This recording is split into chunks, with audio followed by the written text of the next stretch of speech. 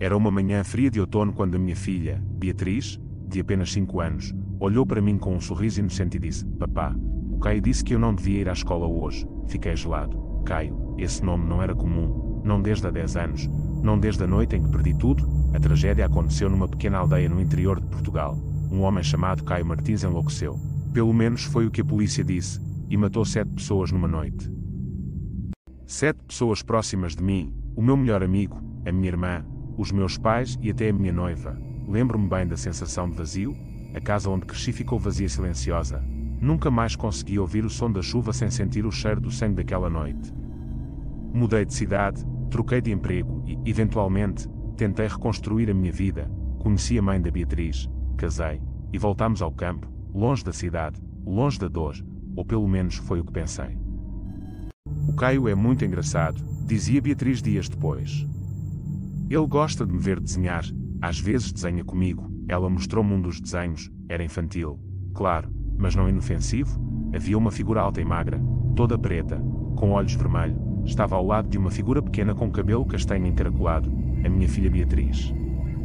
Na parte de cima do papel, escrito com letras tortas, lia-se: Eu e o Caio. Fingi um sorriso e guardei o papel sem dizer nada. À noite, fiquei horas a olhar para o teto, o nome, o desenho, a sensação no estômago, como se algo estivesse prestes a rebentar. As coisas começaram a mudar. Beatriz começou a acordar à meia da noite a chorar. Dizia que o Caio a fazia ver coisas. Ele mostra-me o que aconteceu à tua família, disse ela uma noite, tremendo nos meus braços. Eu nunca tinha contado à Beatriz sobre a minha família, nem à minha esposa. Era um capítulo que escondi de propósito, como uma ferida tapada com fita cola, mas agora a minha filha dizia o nome, e sabia coisas. Como assim? Querida? Perguntei eu. Ela estava a gritar. Estava numa sala pequena. O Caio disse que foi culpa tua. Procurei ajuda, psicólogos, psiquiatras, padres, a maioria dizia o mesmo. Crianças têm amigos imaginários, é normal, um mecanismo de defesa, mas nenhum deles sabia o nome, nenhum deles viu o desenho. E nenhum deles viu o que eu vi naquela noite. Acordei por volta das 3 horas da manhã com um barulho vindo do quarto da Beatriz.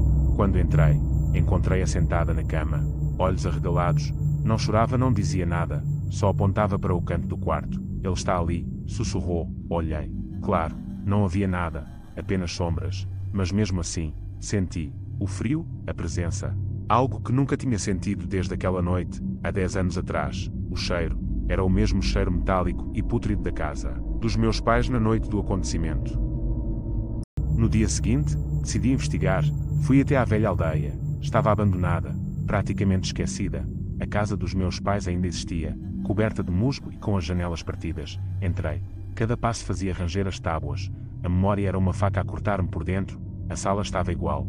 A cadeira onde encontrei o corpo da minha mãe ainda estava no mesmo lugar, mas havia algo novo. Um desenho. Fresco. Pregado na parede com um alfinete enferrujado. Era o mesmo estilo dos desenhos da Beatriz, a mesma figura alta, e agora, ela tinha um nome escrito por baixo, em letras vermelhas. Caio. Senti o ar desaparecer dos meus pulmões. Ouvi passos atrás de mim. Virei-me, mas não havia ninguém, só o vento, sussurrando entre as paredes ocas. Voltei para casa e encontrei a minha esposa em pânico. A Beatriz tinha desaparecido. Ela disse que ia brincar com o Caio, disse ela, a chorar. Procurámos pela aldeia, pelas florestas, liguei à polícia, ninguém a encontrava, até que recebi um envelope, sem remetente, só o meu nome, escrito à mão, dentro, um único desenho, Beatriz, com os olhos fechados, ao lado dela, o Caio, agora com os braços em redor do seu pescoço, e uma seta a apontar para uma cabana, a cabana que existia atrás da casa onde eu cresci, queimada há 10 anos. A noite caiu rapidamente, cheguei à cabana, agora uma ruína. Mas no meio das cinzas, ouvi uma voz suave. A voz da minha filha. Papá, estava lá, amarrada a uma cadeira, com os olhos vendados. Corri até ela, rasguei as cordas, abracei-a com força, mas atrás de mim, ouvi uma respiração, lenta. Funda, virei-me, e vi Caio. Mas não era homem. Não era humano, era aquilo que ele se tinha tornado, ou sempre tinha sido, uma sombra com forma, olhos vermelhos, um sorriso que parecia rasgar o próprio rosto. Finalmente voltaste, disse ele. Ele estendeu a mão. A tua filha é muito mais sensível do que tu. Ela vê, ela ouve, Ela acredita. Peguei na Beatriz ao colo e corri até não sentir as pernas. Ele não nos seguiu, não precisava, porque quando chegámos a casa, havia outro desenho no quarto dela. Desta vez, não foi ela que desenhou, era eu. Morto.